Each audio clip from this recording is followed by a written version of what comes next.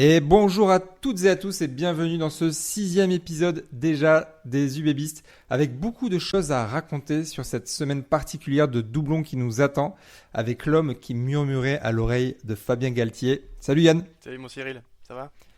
Bah ouais, tout roule. Écoute, joli programme aujourd'hui. Ouais. On va revenir sur la performance des Bordelais appelés avec leur sélection ce week-end. On a vu nos Français briller face aux All Blacks, mais c'était pas les seuls à jouer sur les pelouses ce week-end. Ensuite, direction la Bretagne pour vous présenter le déplacement de l'UBB à la Rabine avec une petite nouveauté cette semaine. On innove de semaine en semaine avec la présence de Loïc, supporter du RC Vannes, pour qu'il nous présente son équipe et puis on échangera avec lui sur ce match-là pour avoir un peu sa vision et sortir de notre vision bordelot-béglaise. Et on terminera ensuite par les actus du club et comme toujours, la présentation d'un joueur très très prometteur. Mais il faudra rester jusqu'à la fin de l'épisode pour découvrir son identité.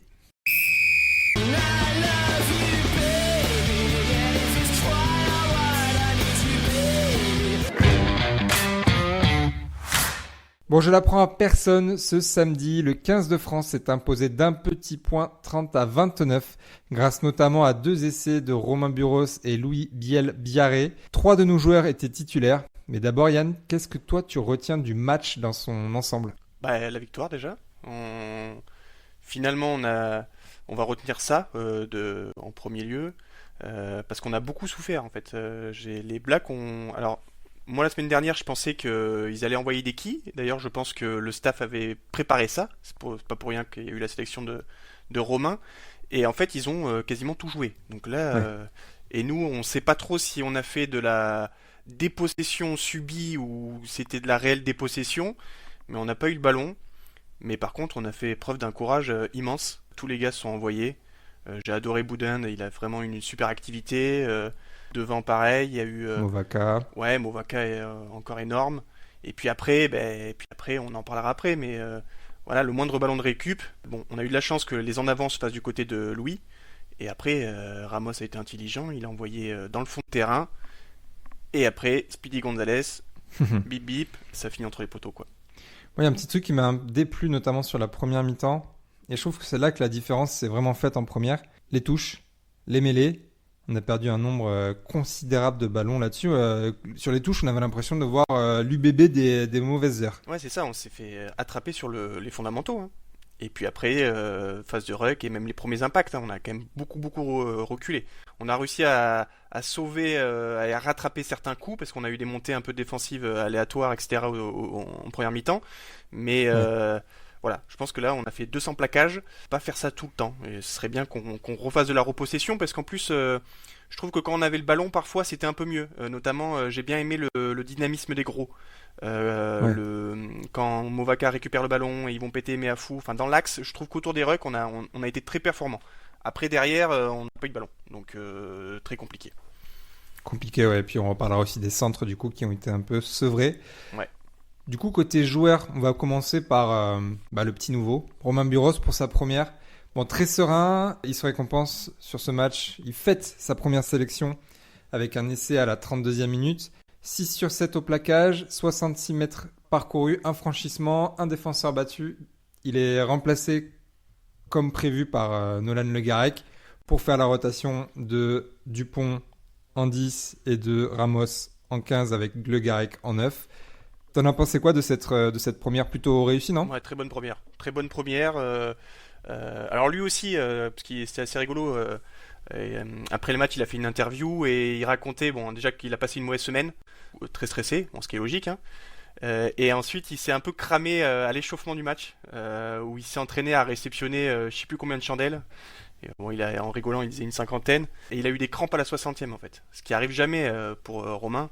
Donc Non. je pense que le stress du match et le fait que toute la semaine on lui a dit qu'il allait recevoir des quilles, et ben il a reçu une chandelle Qu'il a bien prise. qu'il a très bien prise, qu'on sait qu'il est très fort.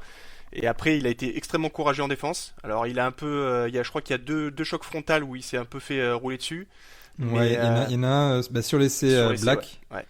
Mais bon, il y en a 4 bleus qui se font rafuter sur cet essai-là, donc. Il y a Gabin qui fait une montée, on sait pas où il va. Ouais. Ramos qui se fait rouler dessus par le camion Savea, et après c'est Buros. Mais effectivement, ouais, c'était un très bon match de sa part. Et puis après, bon, oui, il a été courageux en défense. Hein. Il revient un moment sur le pilier gauche qui franchit dans l'axe. C'est lui qui va le chercher aux jambes. Après, pareil, il y a Caleb Clark en deuxième mi-temps. Qui est sur son aile en 1 contre 1 et il revient sur lui. Donc bon, il a été très bon et puis il marque son essai pour sa première sélection. Un essai qui est pas fait du tout parce que il a quand même 2 défenseurs. Donc il y a Parce que la passe de Ramos, il me semble, elle est un tout petit peu en arrière. Il faut ensuite aller, ouais, après il est obligé de refaire sur un les blagues. crochet intérieur sur Barrett et après il résiste au dernier plaquage de Rhys. Mais ouais, très très très bon match. Je pense qu'il s'est rassuré. Je pense qu'il a rassuré le staff. C'est des bons points pour une éventuelle. Alors peut-être pas une titularisation parce que je pense pas que. Enfin, quand il y aura Ntama qui sera de retour, probablement que Ramos, vu que c'est notre seul buteur international, glissera en 15. Mais sur un banc de 5 plus 3, il peut matcher à la place de Barré. Hein. Ouais, après, on sait qu'avec Galtier, il faut marquer beaucoup de points pour le faire changer d'avis sur ses convictions. Mais c'est vrai que c'était déjà surprenant de voir Buros titulaire parce qu'après le match contre le Japon, on s'attendait tous à ce que ce soit Barré. Ouais. Donc il a saisi sa chance, il a marqué des points. À voir déjà contre l'Argentine ce que ça va donner. Est-ce qu'il va être titulaire, est-ce qu'il va jouer, est-ce qu'il va être performant. Affaire à suivre. En tout cas, belle première. Et un autre Bordelais qui a brillé unanimement, c'est Louis Biel-Biarré. Lui, taille patron du début à la fin. Il a mis une pression folle sur les ballons hauts. Il a été très bon aussi en couverture. Il est récompensé à la 51e par un essai à la Biel-Biarré. Clairement, il sort les cannes sur un ballon, comme tu disais, donné par Ramos dans la profondeur. Côté stats, 7 sur 7 au plaquage, 34 mètres parcourus, 2 franchissements, 4 défenseurs battus. J'ai le souvenir aussi de 2 pénalités qu'il a provoquées. Un où il est sur le ballon dans un ruck et il se fait prendre un peu au cou. Et l'autre sur quand il met la pression sur un ballon haut, c'est l'escorte Black qui ne se déporte pas. D'ailleurs, est-ce que tu peux, juste avant de me dire ton avis sur son match, rappeler un peu le changement de règle sur les escortes? Ouais, effectivement, il y a eu un petit changement de règle. C'était un peu la loi anti-Dupont. Et en fait, ce qui se passe maintenant, c'est que le botteur, c'est lui qui doit remettre en jeu. Donc en fait, dès qu'il a tapé, alors soit il y a un joueur qui est derrière lui, soit c'est lui-même qui doit monter au ballon. Avant, en fait, ce qui se passait, c'est qu'il y avait des mecs qui restaient et qui ne bougeaient plus. Et en fait, le réceptionneur, dès qu'il avait fait 10 mètres, il pouvait réavancer. Donc maintenant, ça c'est fini. Donc du coup, on a le botteur qui avance. Et en fait, ça amène un peu des modifications. Alors déjà pour le botteur, parce que du coup, après lui, il va faire un duel 1 contre 1. Et en plus, le fait qu'il monte, il y a une modification dans la couverture. Donc ça, après, il faut pouvoir s'adapter. C'est-à-dire que si à la fin, tu mets pas de pression au sol, après, tu peux te taper des 50-22, etc. Et justement, comme tu dis, il y a eu cette modification où maintenant, les arbitres font extrêmement gaffe aux écrans.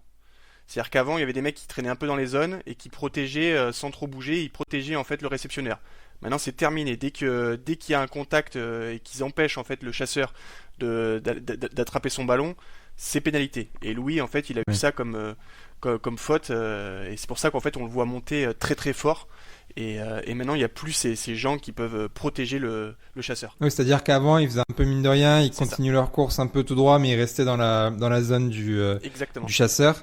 Là, maintenant, il faut qu'il fasse l'effort de s'écarter. Et du coup, effectivement, alors déjà, Louis, c'est quelqu'un qui mettait beaucoup de pression sur les ballons hauts. Lui, il bénéficie clairement de cette règle parce qu'on l'a vu plusieurs fois samedi et je pense qu'on va le voir tout le temps faire ça. C'est que dès qu'il y a la réception, il est dessus et il plaque ou alors il peut même lutter quasiment sur les ballons hauts. Et c'est pour ça qu'il faut vraiment il y aura de plus en plus de duels aériens seuls.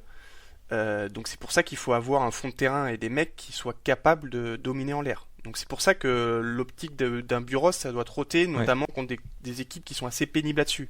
Afrique du Sud, Irlande, qui mettent énormément de pression sur le réceptionneur. Donc ça, je pense que c'est pas pour rien qu'on a vu Buros arriver. Ok. Et du coup, toi, le reste du match de Louis, t'en as pensé quoi? J'ai adoré son match. Il a vraiment fait. On en parlait un peu la semaine dernière, ce qu'on attendait. Voilà, on était resté un peu sur notre faim sur le quart pour le grand public. Nous, on le voit tous les week-ends, on voit qu'il a progressé, qu'il s'est, voilà, même physiquement, on sent qu'il est plus mature, etc. Et là, il a montré à tout le monde le niveau qu'on le voit tous les week-ends, c'est-à-dire une course folle. Donc, comme on le disait, je pense que c'est probablement le plus rapide du circuit mondial, quoi. Ouais. Je pense pas qu'il y ait des mecs plus rapides. Il a fait une pointe à 34 km à l'heure. En défense, bah, comme il s'est étoffé, alors déjà qu'il avait une très bonne technique, mais maintenant je trouve que même parfois il arrive à dominer certains plaquages. Et il est extrêmement précieux là-dedans, hein, parce que le retour sur Jordan, il faut pas se louper, quoi. Parce que là t'es à 5 mètres de la ligne, si tu prends pas aux jambes, il peut avoir Ouais, tu essai. parles en deuxième mi-temps, Ouais, c'est ça? exactement, Ouais. il sauve un essai. Et puis après en attaque, et ben voilà, c'est-à-dire que un ballon perdu, Ramos fond de terrain, et puis lui il court très vite. Même si en deuxième mi-temps, on peut quand même féliciter Hardy Savea parce qu'il a quand même Ouais. Louis qui est au cul et franchement ils arrivent pratiquement en même temps. C'est dire les qualités physiques de ce joueur aussi. Ouais. Après, c'est pas n'importe qui non plus. Non, mais il fait 110 bars quoi. Ouais. Et je trouve qu'il gère aussi très bien les rebonds. Tu vois, il anticipe bien ce genre de choses, que ce soit lui qui tape au pied, il le fait de plus en plus. Il a fait une fois en première mi-temps, mais ça a fini en touche. Ouais. Mais je trouve qu'il approche très très bien ces rebonds-là pour se mettre en bonne position pour les réceptionner. Bah, tu vois qu'il a un QI rugby énorme. Alors, tu vois, même sa première action où il fait la volée pour pas partir en touche, et Ouais. après ce petit coup de pied. Alors ça, c'est rigolo parce que c'est un truc en fait, il a un peu copié sur Penaud. C'est ce qu'il disait. Il disait que c'était le geste qu'il adorait voir faire, enfin quand Penaud le faisait, parce qu'il faisait extrêmement naturellement et en fait il travaille. Il travaille parce qu'en fait, bah forcément, quand tu attaques la ligne maintenant, il y a très peu de couverture parfois. Donc au bout d'un Ouais. moment, quand ton 13 a lâché le ballon, ben forcément ton 15 ou le dernier défenseur, il va rentrer dans la ligne. Donc la couverture, elle est faite que par une personne. Et donc là, il y a un espace libre, et c'est exactement ce qu'il fait en essayant de taper derrière. Et après, en fait, à la vitesse, il va en prendre, il va prendre plus d'un. Donc C'est ça, c'est que Penaud ou LBB, ils ont la vitesse pour après déposer n'importe qui. Donc, ce geste de réceptionner la balle très vite, voir où est-ce qu'il peut l'envoyer et du coup le faire en pleine course, ça c'est quelque chose qui est assez technique et qui effectivement se travaille. et puis c'est incroyable parce que ça marche, ça peut marcher facilement. Et ce qui est assez rigolo aussi sur le match de Louis, parce que tu parlais des stats, on a 34 mètres parcourus. Ouais, Euh, En fait, bon, pour tout le monde, ressenti 200. ouais, c'est ça. C'est qu'en fait, il a fait énormément de sprint, sauf que les 34 mètres parcourus dans les stats, c'est avec ballon.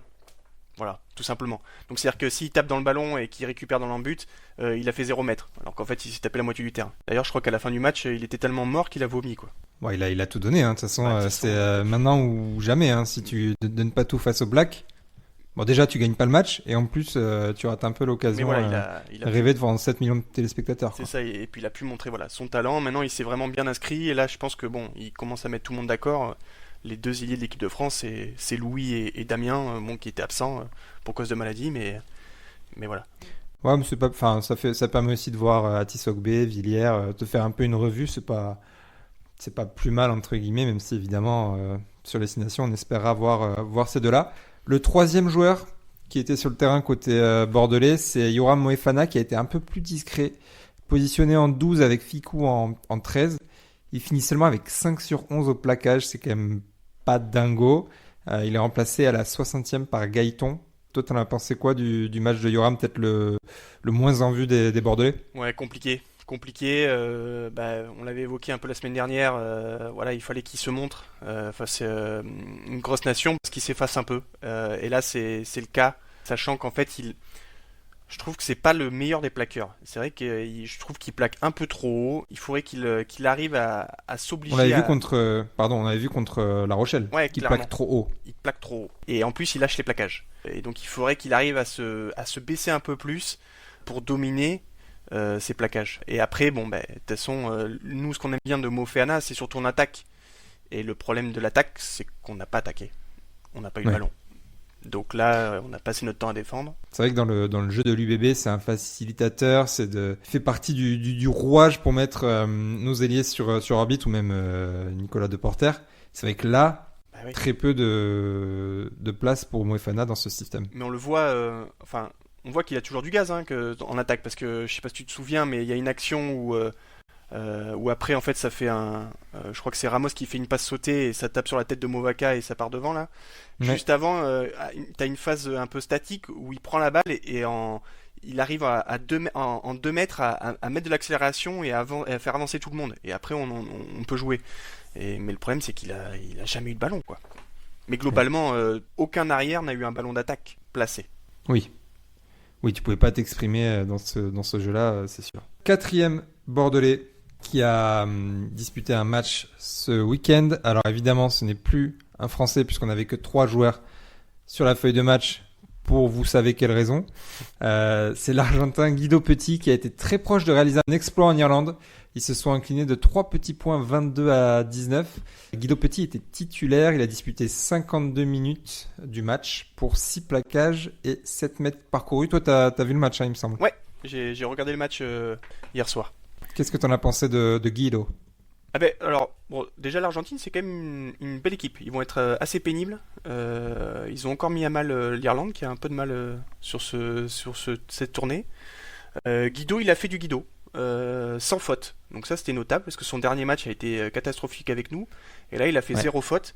Par contre je l'ai trouvé voilà et puis je l'ai trouvé hyper propre sur tout ce qu'il aime, c'est-à-dire le domaine aérien. Donc les réceptions de coups d'envoi, il en tape 2 ou 3 où il rassure tout le monde. En touche. Bon après il a pas fait voilà c'est pas un joueur il peut plus faire comme avant parce qu'avant c'est vrai que c'était un 4 qui portait le ballon et qui arrivait à chasser les intervalles. Depuis qu'il s'est blessé plusieurs fois au genou il est un peu plus lent mais il a fait son match. C'est à noter, il a été très bon dans le domaine aérien, il a plaqué parce que je crois qu'il a 7 plaquages et 100% de réussite. Il a été au soutien dans les rucks etc. Donc il a participé au beau match des Argentins et donc on verra la semaine prochaine sûrement qui sera encore titulaire. Là par contre vendredi là par contre il y aura des chandelles parce que là ils ont vraiment fait que ça. Bah du coup Buros. potentiellement pour avoir Buros si le staff maintient sa logique.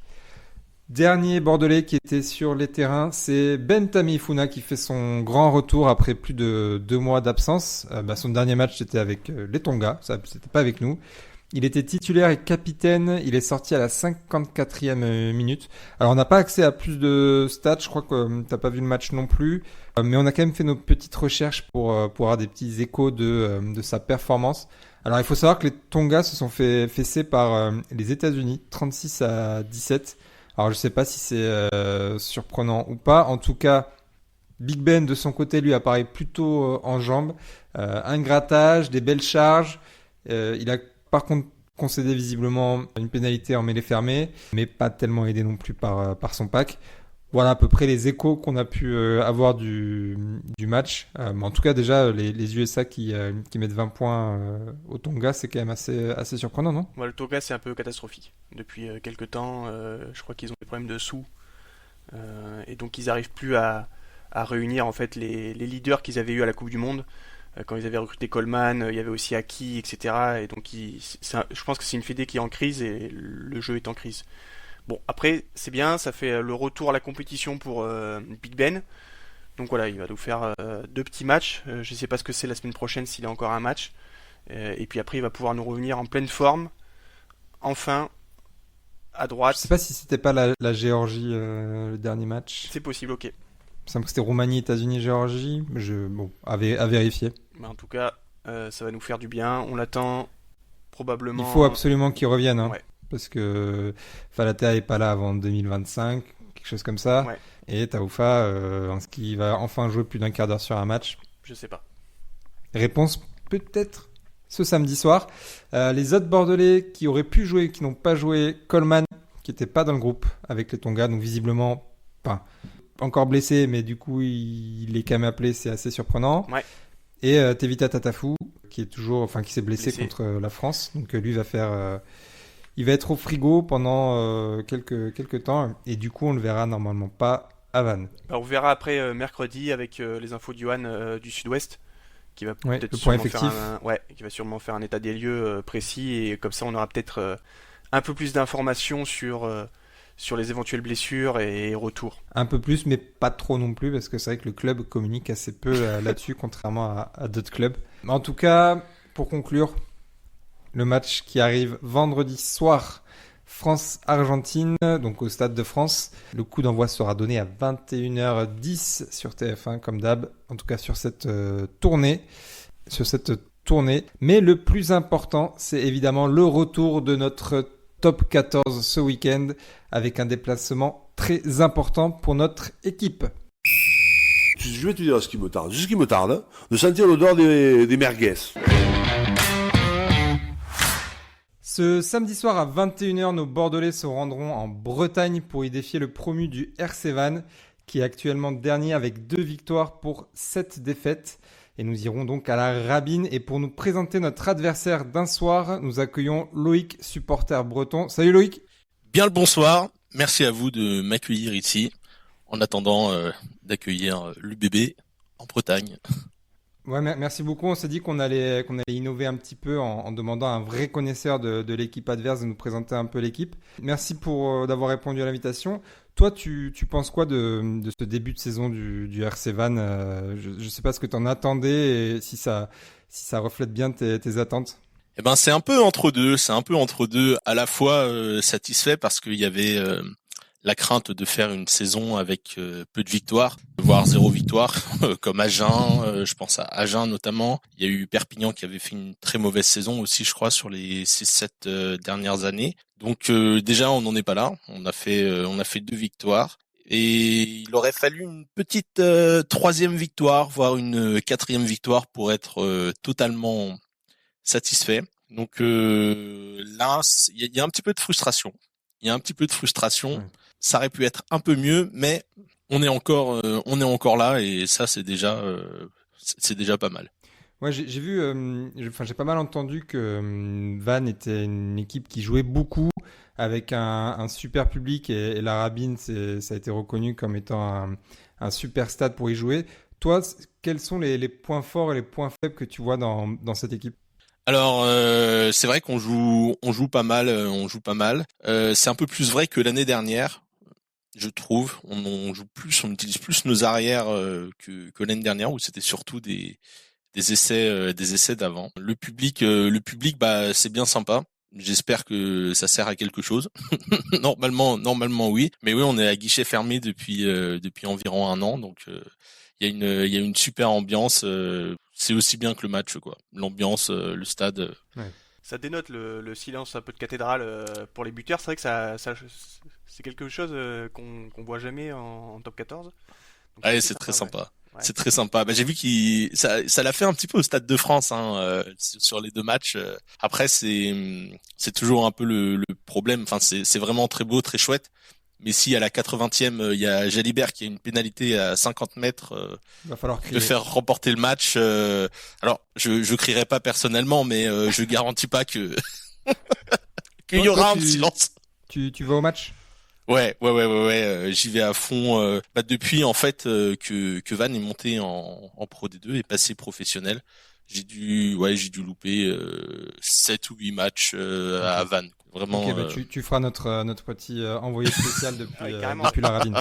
Avec plaisir. Et tu mentionnais un peu le jeu d'arrière qui était proposé. En termes de faiblesse, toi, qu'est-ce que tu vois comme axe d'amélioration pour Vannes cette saison? Le secteur de la touche, c'est un peu compliqué. On a eu, c'est un peu tout ou rien. C'est Ouais. un peu tout ou rien. On a fait quelques matchs vraiment géniaux. On a perdu que deux touches ou 3 touches. Et il y a des matchs où c'est très compliqué. Par exemple, la finale de Pro D2 de l'année dernière, on a réussi à gagner le match en perdant 12 ou 13 touches, je crois, dans une finale, ce qui est pas ouf en soi. Non. Et comment vous êtes vous comptez bien les touches? Je demande ça pour un ami. Non, à la touche, c'est pas notre secteur.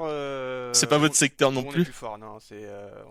On a été très aléatoire en ce début de saison. En contre, ça dépend qui est sur le terrain. C'est-à-dire que si on arrive à avoir les jumpers comme Mathieu, Oui. Petit, Gray, Beauchaton, on peut essayer de contrer, mais on n'est clairement pas hyper rodé dans ce secteur, que ce soit offensivement ou défensivement. On a fait un très bon match dans ce secteur à Clermont. C'était le seul point positif. Mais depuis le début de la saison, c'est très aléatoire. Entre la Motte, la Terrade et un peu moins ça, c'est vrai qu'on a un peu de mal, ouais.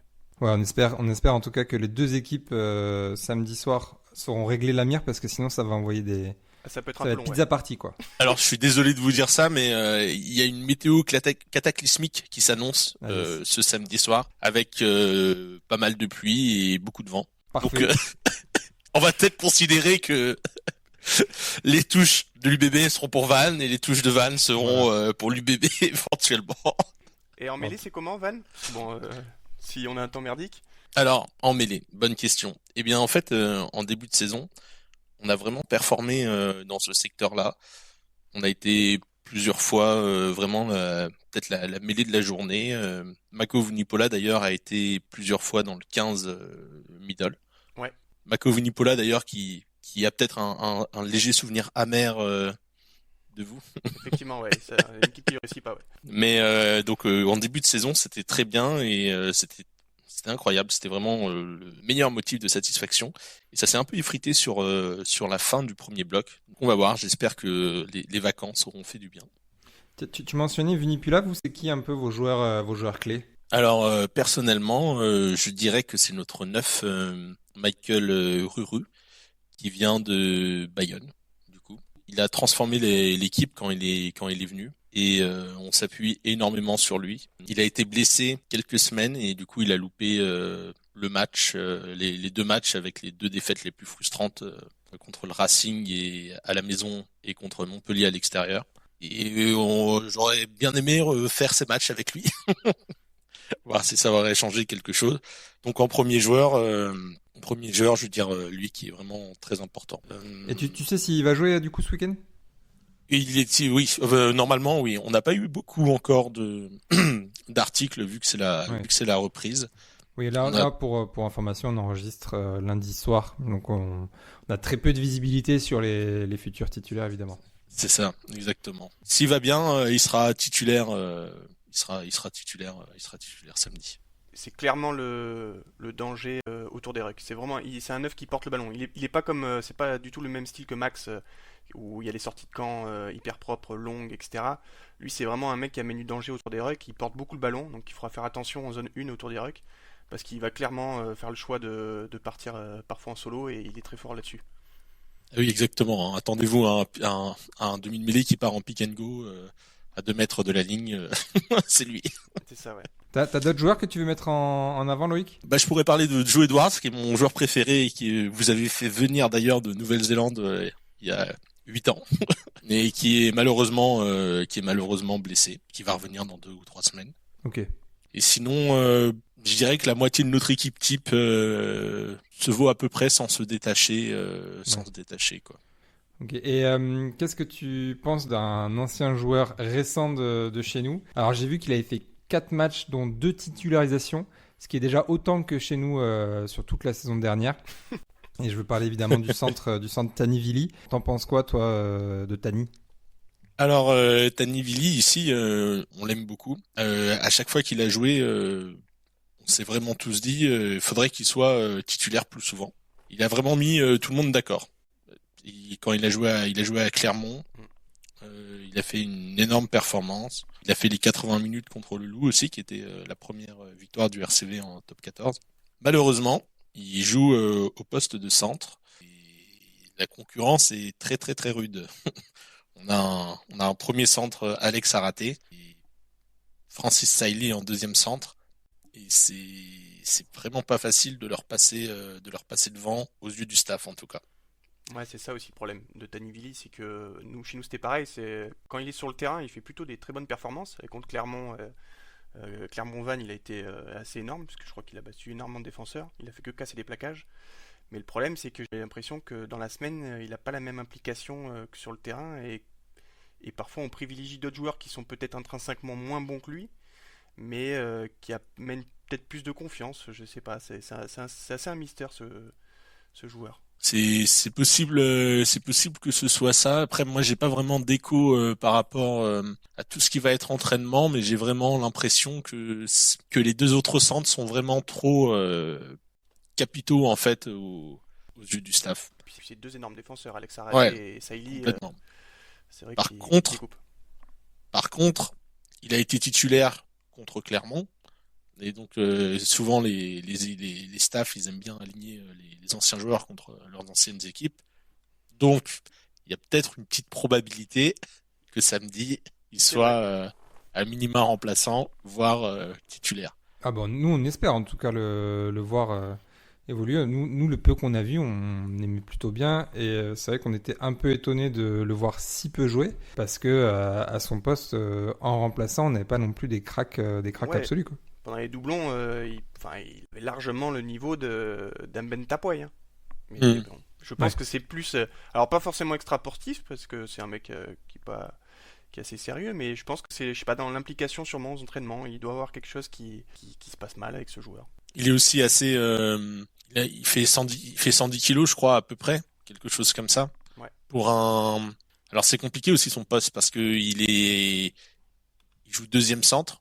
À la base, à Clermont, il jouait surtout 13. Et il s'est un peu repositionné en 12. J'ai vu que chez vous, il avait fait un match en 12, un match en 13. Ouais, c'est ça. Donc il a un peu le cul entre deux chaises.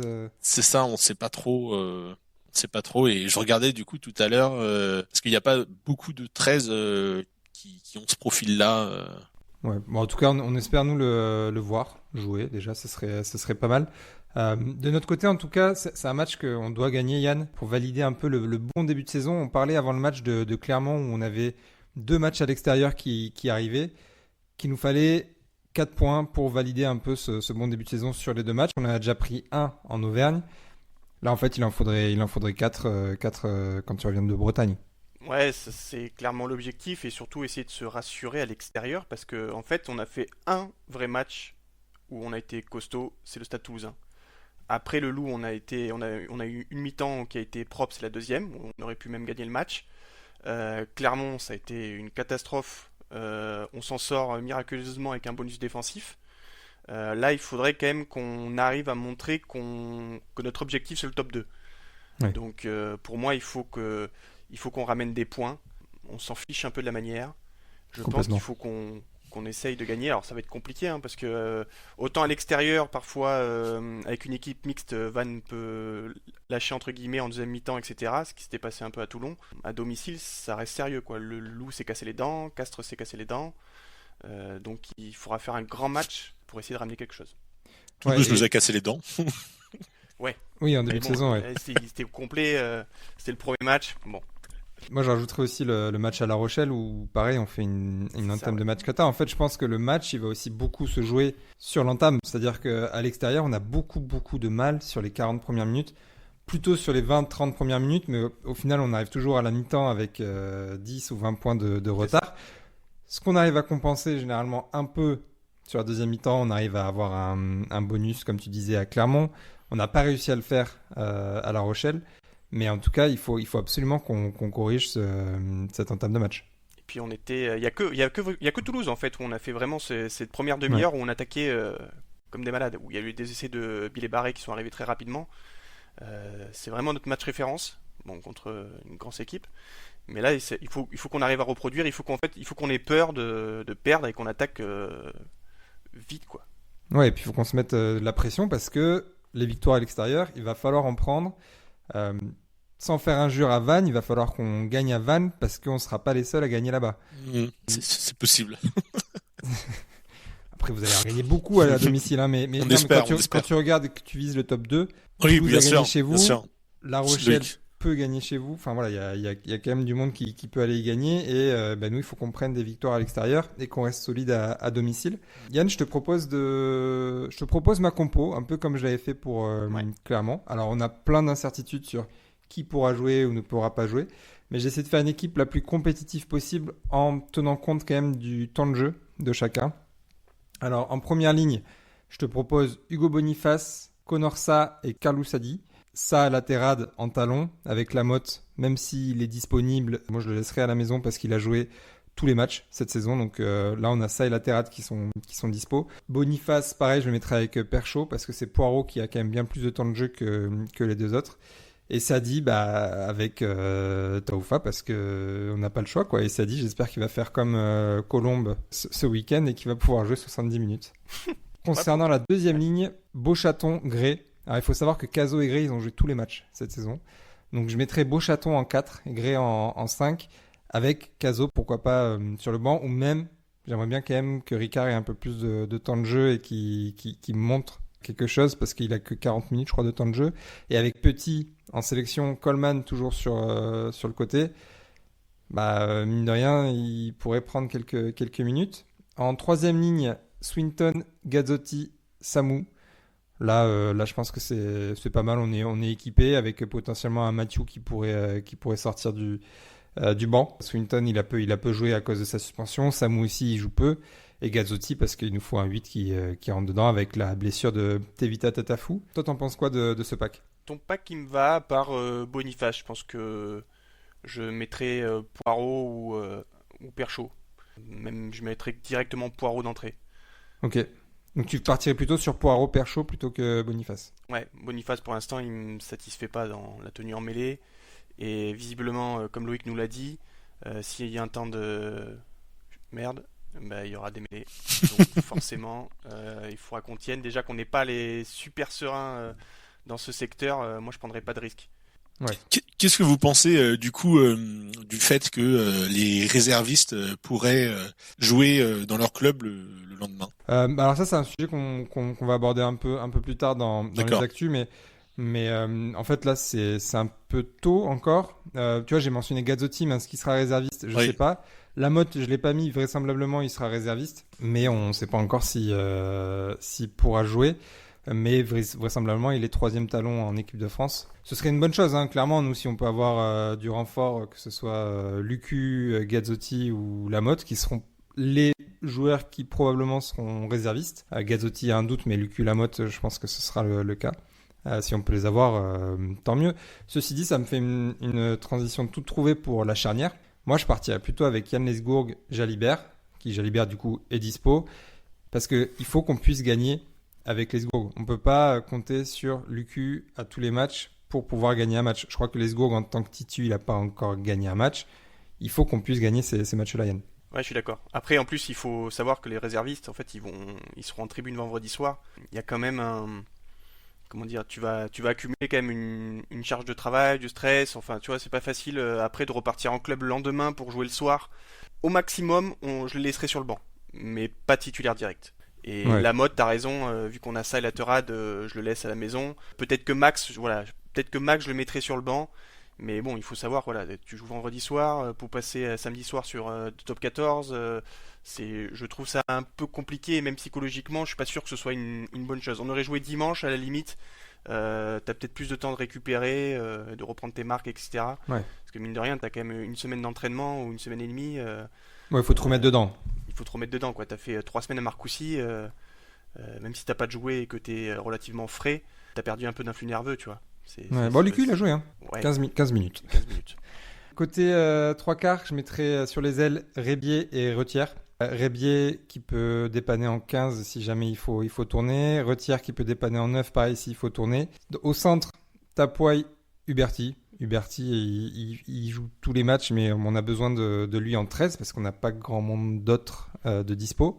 Et Carberry, qui normalement joue 10, mais qui, je crois, peut jouer 15. Donc je le mettrai en 15 parce que j'ai envie de le voir enchaîner. Il a montré des bonnes choses. Il est adroit au pied. Il avait fait un sans faute au dernier match. Et du coup, sur le banc, si on part sur un banc en 6-2, du coup, s'il pleut, je pense qu'avoir 6 avant, ça peut être intéressant. Je mettrai Van Rensburg et Penaud, si Penaud est apte, parce que bon, il a une crève ou une gastro de 3 semaines, c'est du jamais vu. J'espère qu'il pourra jouer, mais du coup, avec Van Rensburg et Penaud, tu peux amener du lourd à la 60e, tu peux les faire entrer un peu quand tu veux en fonction de la physionomie du match. Ça me paraît pas mal en tant que renfort depuis le banc. Ouais, bon, c'est une solution. Moi, je pense que si j'ai Van Rensburg et Penaud disponibles, je les mets direct. Et après, je mets soit Retière sur le banc ou avec peut-être Garcia. Mais si j'ai ces deux disponibles, je pense que je les mets direct. Après, si tu mets Garcia sur le banc, ça te fait 3 joueurs qui peuvent jouer 15. Enfin, du coup, est-ce que tu cherches pas plutôt un autre type de profil? Bah, soit tu mets Tapoy, soit tu mets Garcia, quoi. Oui, du coup, tu préfères Garcia. Petite question, j'ai vu sur X aujourd'hui des propositions avec Mathieu à l'aile. T'en penses quoi, toi? Bah, c'est bien quand tu fais un banc en 7+1, Après, je suis pas sûr que ce soit très pertinent. En plus, surtout, alors, on fait confiance à notre loco breton, mais s'il pleut, un mec qui a pas l'habitude de faire une couverture de terrain, c'est très compliqué, hein. Ouais.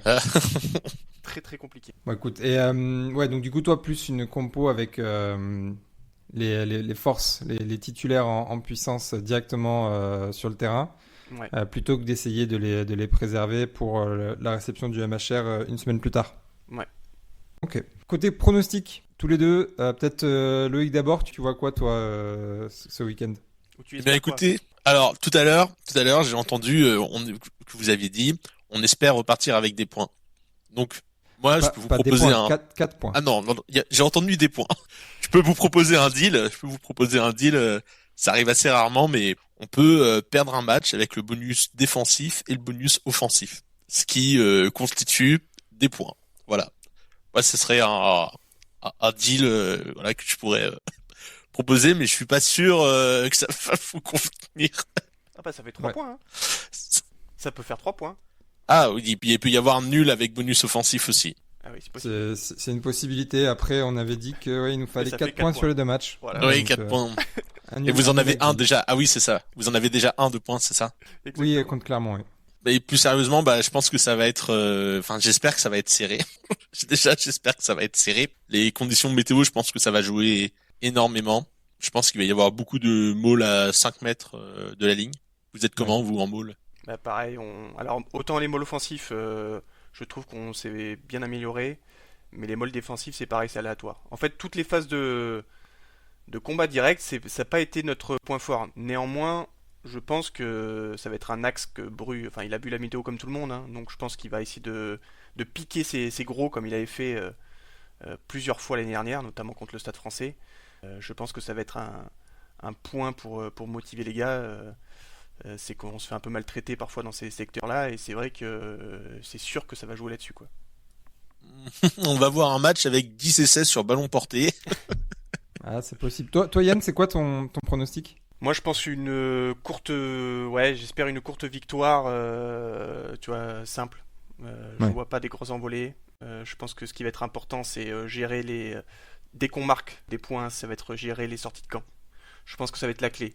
Donc, je suis un peu rassuré qu'il n'y ait pas que Yann en fait sur le terrain et qu'il y ait aussi Mathieu qui puisse l'épauler si jamais il joue, parce qu'il a une bonne longueur au pied mine de rien. Et après, si on met Carberry en 15, pareil. Donc voilà, il faudra gérer ses sorties de camp parce que je pense que ça va jouer là-dessus. Parce que si tu galères à marquer des points et qu'après tu prends tout de suite au coup d'envoi, ça va être très très compliqué et on va rentrer dans un match piège. Ok, bah écoute, verdict ce samedi soir. Moi, j'espère les 4 points. Peut-être un point de bonus défensif pour Vannes s'ils sont sympas. D'ailleurs, tu disais Loïc qu'apparemment le parquage extérieur sera plein, donc on risque d'avoir un peu d'ambiance côté UBB. Ah ouais, franchement, ça j'ai hâte. Je pense pas que le Stade Toulousain, c'était plein. Mais Bordeaux, du coup, je pense que là, il va y avoir une ambiance incroyable. C'est dommage que la météo ne soit pas au rendez-vous. Et oui. Bah vous avez l'habitude. Ouais, voilà. Bah nous aussi. Nous, c'est bon, on est dans le domaine de prédilection. Ouais, exactement. Bah, à Bordeaux et dans le sud-ouest, c'est pareil. En tout cas, hâte d'être à samedi soir. D'ailleurs, pour la semaine prochaine, on cherche un fan du MHR si ça existe, ou s'il y en a un qui passe par là et qui souhaite intervenir sur le podcast. Pourquoi pas Maël Moustin, un ancien de l'UBB qui risque de jouer contre nous. Ça peut être incroyable. En tout cas, merci beaucoup Loïc pour ta vision sur le RC Vannes et d'avoir participé à ce podcast. C'était très cool de t'avoir. Merci à vous de votre accueil et puis écoutez, hein, que le meilleur gagne ou alors que les meilleurs fassent match nul aussi, pourquoi pas. Ouais. Bon, en tout cas, on espère voir un super match de rugby et tout de suite, on passe aux actus du club. On va tout casser là, c'est la décennie vague là. On va faire rêver. Si on pète pas le boulard, ça va aller. La première nouvelle des actus du club, c'est évidemment en cette période de doublon, les joueurs appelés pour préparer le match de vendredi soir contre les Pumas. On a 8 joueurs qui composent cette liste. Maxime Lamotte, Pierre Beauchaton, Marco Gazzotti, Maxime Lucu, Yoram Moefana, Louis Biel-Biarré, Romain Buros et un petit nouveau, Temo Mathieu. Toi, c'était le joueur que t'attendais depuis quelques semaines. Voilà. Fabien, t'as encore une fois écouté. Ça y est. Qu'est-ce que t'en penses de cette sélection? Enfin, pas de cette sélection, de cet appel en Après, sélection. je pense que c'est plutôt logique. Alors, il va pas jouer, hein. C'est plutôt logique pour le faire voir un peu visiter Marcoussis, comment se déroulent les semaines, les systèmes, avoir un premier aperçu pour potentiellement être appelé en fait en février, mars. Voilà. Euh, je pense qu'il va mettre un peu de temps à jouer. Il faudra qu'il confirme en fait ses bonnes performances, mais il faut qu'il rentre dans cette équipe qui s'intègre. Et en plus, ça peut être une super arme parce qu'on sait que Galtier aime bien innover parfois et un peu copier les Sudaf aussi. Et forcément, quand on a un Mathieu, on peut penser à un bomb squad ou donc un 7+1 ou même un 6+2. Parce que là, tu as un joueur qui peut potentiellement faire comme le faisait Macalou, jouer à l'aile ou rentrer à l'aile. Donc ça peut être un élément important dans une optique stratégique. Ouais, c'est vrai que tu mentionnais Macalou. C'est un profil qui est très véloce pour un troisième ligne et qui du coup offre quelque chose que actuellement en équipe de France on a peu. Non, ouais, c'est vrai qu'on a plutôt des troisième lignes combattants, notamment troisième ligne L, que ce soit Cross, Boudouin. On a un peu Olivon qui faisait un peu ça. Bon, maintenant il commence à prendre un peu plus d'âge, mais il a fait une très très belle rentrée contre les Blacks. Mais voilà, c'est ce joueur avec beaucoup de vitesse. C'est vrai qu'on n'a pas vraiment un profil identique avec autant de vitesse. On avait Macalou qui pouvait le faire, mais le problème de Macalou, c'est la régularité. Ouais. Bon, on l'avait vu contre nous en tout début de saison, il avait l'air bien en jambes puisqu'il nous a marqué 2 essais, je crois. C'est ça, en première main quasiment en plus. Ouais. Et puis après, après il fait du Macalou, quoi. C'est-à-dire qu'après il disparaît pendant 2 semaines et puis après il revient, marque un essai à l'aile. Bon, en tout cas, si c'est pas tout de suite, on espère que Timo Mathieu va bien s'intégrer au groupe. Transition trouvée pour mentionner Mathieu Jalibert qui visiblement ne s'est pas si bien intégré au groupe que ça depuis toutes ces années, qui n'est pas appelé par Fabien Galtier après avoir demandé la semaine dernière de rentrer sur Bordeaux mercredi, il me semble. Ouais, c'est ça. Bon, au moins il est disponible pour Vannes. Ouais, c'est la seule bonne nouvelle. Mais effectivement, alors c'est un peu particulier. On se demande comment, enfin, parce qu'il y a quand même beaucoup de Bordelais, il y a beaucoup de copains de Jalibert quand même dans le groupe. Donc je pense que c'est une partie du groupe visiblement qui ne l'apprécie pas. Et par contre, ce que je comprends pas, moi, c'est pourquoi Galtier n'a pas été entre guillemets honnête dès le départ. C'est-à-dire que ça peut s'entendre, moi, que si tes leaders de groupe, par exemple Aldrit ou Dupont, n'apprécient pas Jalibert, que tu le mettes en dehors du groupe, mais sois honnête et l'appelle pas en fait dès le début. Ça sert à rien de l'appeler pour lui dire qu'il va être déclassé numéro 4. C'est entendable. Ça. Au foot, ils le font plus facilement. Alors, ils le déclarent pas, mais au moins ils appellent pas. On a eu Cantona, De Ginola, Benzema, ou qui ont été un peu écartés du groupe dans certains moments parce que il n'y avait pas une osmose. Et donc ça, c'est tout à fait entendable qu'un joueur ne rentre pas dans le moule, notamment quand ça concerne tes leaders qui sont tes leaders stars en fait. Mais moi j'ai quand même du mal à le croire que ce soit un problème d'intégration au groupe, que comme tu dis les leaders sont allés voir Galtier pour lui dire qu'ils voulaient pas Jalibert dans le groupe. Pour moi, c'est d'abord un choix sportif de Galtier de peu faire jouer Jalibert contre le Japon, ensuite de ne même pas le mettre dans le groupe. Pour moi, c'est purement sportif parce qu'il a son schéma en tête et que Jalibert ne lui convient pas et qui ne convient pas à son système pour le faire entrer sur un banc en 6+2. Et que du coup, après, derrière, c'est réaction d'orgueil de Jalibert qui comprend pas ce qu'il fait là et qui demande à rentrer sur Bordeaux. J'ai du mal à croire tu vois, on mentionnait avant le match du Japon où on comprenait pas pourquoi Jalibert était pas le 10 titulaire. Certains mentionnaient que c'était Dupont qui choisissait son numéro 10 et qui préférait avoir Ramos, etc.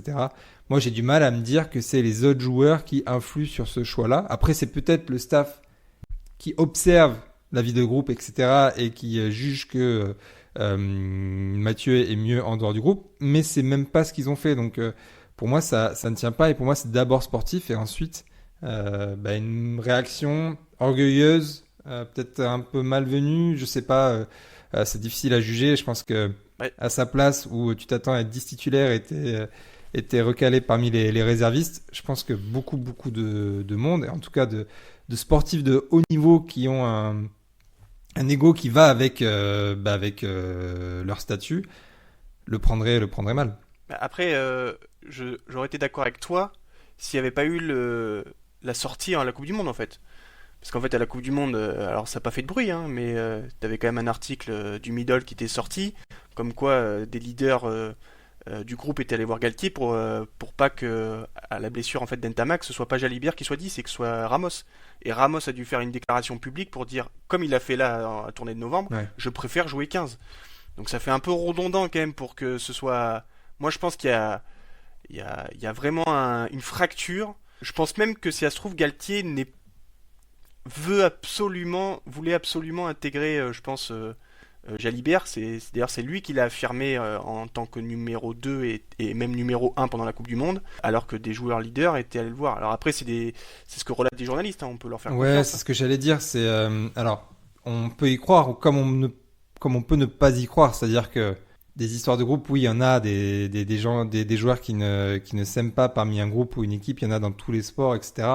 Est-ce que le middle n'a pas grossi les traits aussi pour voilà, pour attirer le chaland? Enfin, tu vois, moi ça me paraît je sais pas, ça me paraît très gros. Et avec tu vois, les mecs qui se seraient plaints, type un Dupont ou Aldrid, qui ont l'air quand même d'être des mecs tu vois, assez sereins et qui posent pas de soucis. Il faudrait vraiment que Jalibert ait fait des dingueries pour qu'il demande à ce qu'il ne joue pas, quoi. C'est possible, ouais, je sais pas, mais moi ça me fait. Il y a trop de faisceaux pour que ce soit juste sportif. Ouais. Parce que même sportivement, à la limite, Ramos et Jalibert, c'est des joueurs on a beau le dire, hein, mais c'est des joueurs qui se ressemblent. Ça reste des joueurs un peu d'instinct, qui ont eu un profil gestionnaire parce qu'ils ont pris en maturité. C'est pas des gros défenseurs. La différence, c'est que Ramos est un buteur international, mais globalement, on est quand même, c'est pas une Tamac, quoi, Ramos. C'est-à-dire qu'on n'est pas sur un énorme 10-12 gros défenseur. On l'a vu ce week-end, hein. Même s'il a des bonnes stats au plaquage, c'est beaucoup de plaquages subis, parfois des plaquages qui sont complétés 5 mètres plus tard. Enfin, Ouais. voilà, on n'est pas. Stratégiquement, je vois pas la grosse différence. Moi, je pense qu'il y a vraiment une petite cassure avec le groupe, et d'ailleurs, je pense que c'est pas qu'une réaction d'orgueil. Moi, je pense qu'il le vit pas bien et qu'il se sentait pas de rester dans le groupe en tribune. Je pense qu'il se sent un peu rejeté. Et d'ailleurs, c'est ce qu'avait déclaré dans 100% Rugby. Alors, j'ai oublié son nom, mais c'est Fanny, une journaliste qui avait Ouais. indiqué qu'il se sentait pas bien, et c'est ce qu'il avait Journaliste déclaré, de France Info, il me semble. en fait qu'il se sentait pas bien, et qu'il assumerait pas ce déclassement, et notamment le fait d'être réserviste. Donc je pense qu'il y a autre chose Ouais. qu'une réaction d'orgueil et un choix sportif. Ouais, complètement. De toute façon, on saura probablement jamais, ou alors Oui. dans de nombreuses années, si ça ressort, vraiment ce qui s'est passé, les raisons du pourquoi, du comment. Nous, on fait juste des hypothèses. On essaye de comprendre, même si c'est difficile à comprendre de toute façon. Voilà. En tout cas, toujours est-il qu'il ne sera pas j'allais dire du voyage, mais de la réception de l'Argentine au Stade de France. Par contre, il pourrait très bien être du voyage à Vannes. Toi, tu le mettrais direct. Bah, voilà, je le sonde. C'est-à-dire, je dis comment tu te sens. Est-ce que tu as envie de Ouais. rejouer ou pas? Après, je mets la balle dans son camp. Nous, on a besoin de lui, forcément. Et après, c'est savoir comment il est psychologiquement. S'il est bien et qu'il a envie de rejouer tout de suite, banco, hein. Bah, pour un sportif de haut niveau, t'as envie de jouer, je pense. C'est ça qui te fait, c'est ça ta motivation de tous les jours pour te lever, c'est d'aller jouer au rugby. En plus, tu vas à Vannes, donc, tu vois, c'est pas le truc le plus médiatique. Tu vois, t'aurais un match contre Toulouse ou un truc comme ça, là, Oui. Ou La Rochelle. Là, ça ferait du bruit. Bon, là, t'as l'occasion de. Bon, après, ça va parler quand retrouve même. un- Ça va parler. Parce que s'il joue, ça va parler. Voilà. Il y aura. Oui, peut-être qu'à la Rabine, il va se faire brancher un peu, mais. Non, je pense pas par les supporters, parce que je pense que ça va parler. Je sais pas, je vois bien comme consultant, je sais pas pourquoi au hasard, un petit Richard Dourte qui fait une petite intervention. Je sais pas pourquoi, Ouais. je sens qu'il va avoir un petit montage comme ça. Ouais, bah, on le voit venir à 3 km. D'ailleurs, il a fait une sortie, j'ai Oui. vu hier où.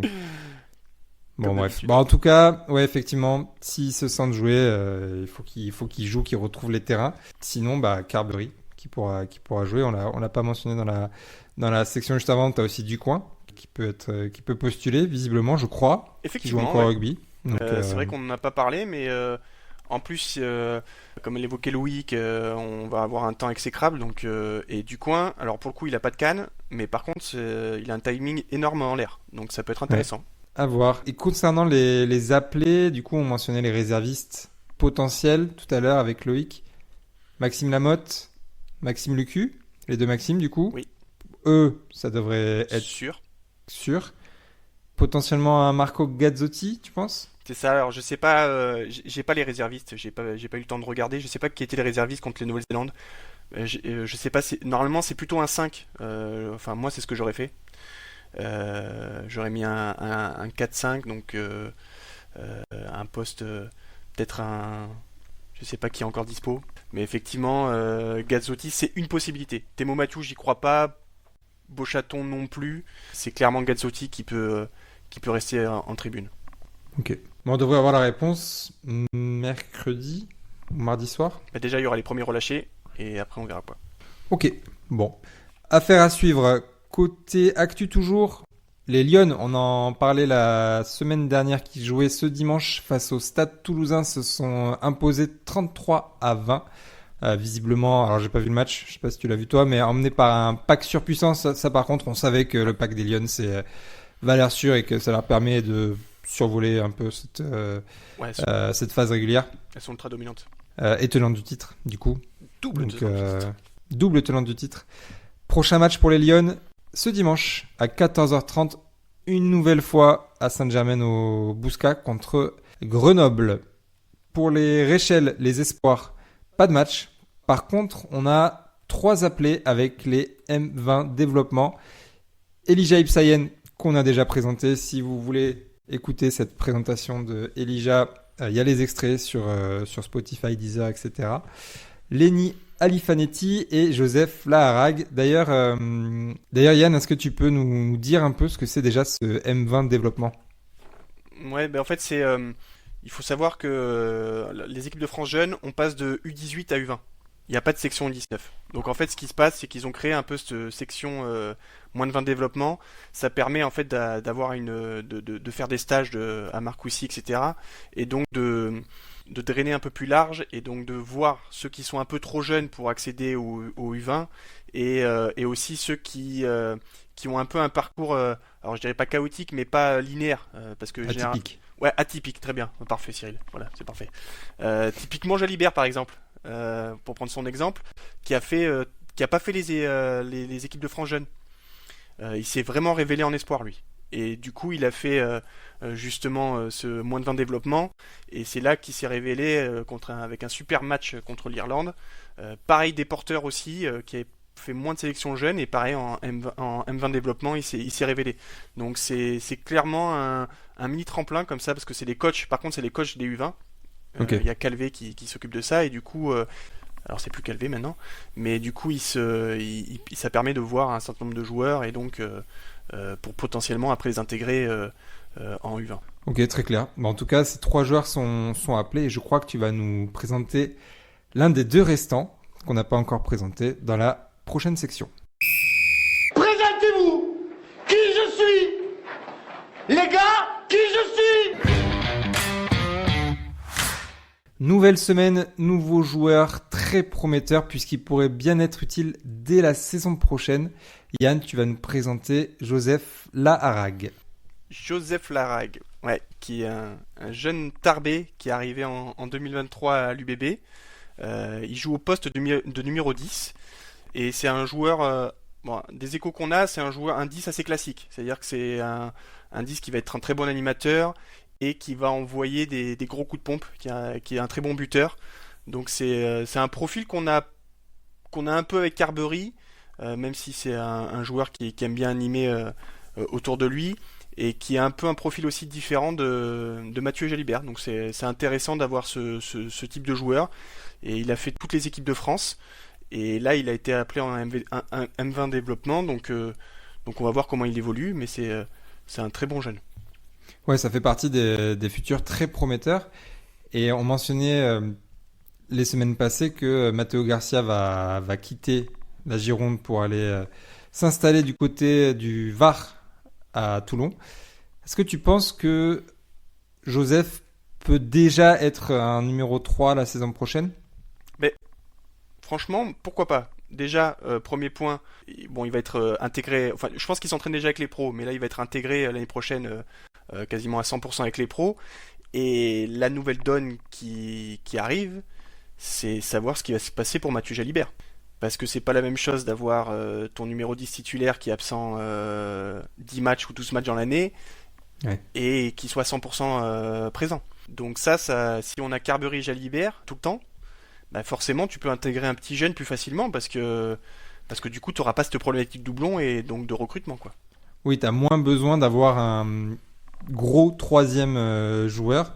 Tu peux mettre un jeune alors qui n'aura pas forcément énormément de temps de jeu, mais du coup ça te permet de l'intégrer petit à petit plutôt que un Garcia qui typiquement la saison dernière qui était 2/3 10 avec Zach Holmes qui du coup doit jouer beaucoup et doit vraiment délivrer semaine après semaine quand Mathieu n'était pas là. Exactement. Là c'est vrai que si il est là quasiment toute la saison, le 3e 10 va pas tellement jouer. Ouais, il pourra faire des bouts de match pour reposer un des deux numéro 10 et faire entrer un quart d'heure, 20 minutes. Enfin, je pense que c'est comme ça qu'il faudra intégrer. Par contre, il faudra réfléchir potentiellement si Buros lui est appelé à peut-être recruter à ce poste ou un 3/4 polyvalent parce que c'est là où ça risque de nous manquer, quoi. Ouais, complètement. Et là, Arac, c'est une famille de rugbymen, ça, non ? C'est ça, exactement. Toute la famille a joué au rugby et le plus connu c'est Julien Laharag qui a joué à Perpignan, enfin qui a fait une bonne partie de sa carrière à Perpignan. Je crois qu'il a d'ailleurs été champion de France et puis il a été international aussi. Ok. Bon, en tout cas, affaire à suivre. Je sais pas si on pourra voir ces matchs des M20 développement. Alors il y a une possibilité parce que moi je pense que en février il y aura quelques matchs. Donc c'est une possibilité. Je sais que la FFR parfois fait sur YouTube met des lives. Ok, donc on potentiellement pourra suivre Joseph, Lenny et Elijah en février lorsqu'ils seront rappelés. En tout cas, un nouvel espoir à suivre. Encore une fois, on espère que le club nous entendra un jour et nous donnera accès au match des espoirs pour qu'on puisse avoir des nouveaux espoirs à présenter parce que je tiens à rappeler que toi tu présentes les joueurs que tu as vus jouer. Ouais, c'est ça. Pour avoir quand même une présentation la plus pertinente possible et que si on n'a pas accès aux espoirs, en fait, on va pouvoir présenter que les jeunes à très fort potentiel qui sont appelés avec l'équipe de France. Exactement. Bon, en tout cas, ce sera tout pour ce 6e épisode des UBBistes. On espère que vous avez passé un bon moment, que vous avez apprécié la petite nouveauté avec l'invitation d'un supporter adverse. Nous, en tout cas, on a pris encore une fois beaucoup de plaisir de discuter de l'UBB, d'échanger avec Loïc, le supporter du RC Vannes. Et on espère que vous avez pris un grand plaisir à nous écouter. Ciao tout le monde! Salut à tous et à la semaine prochaine.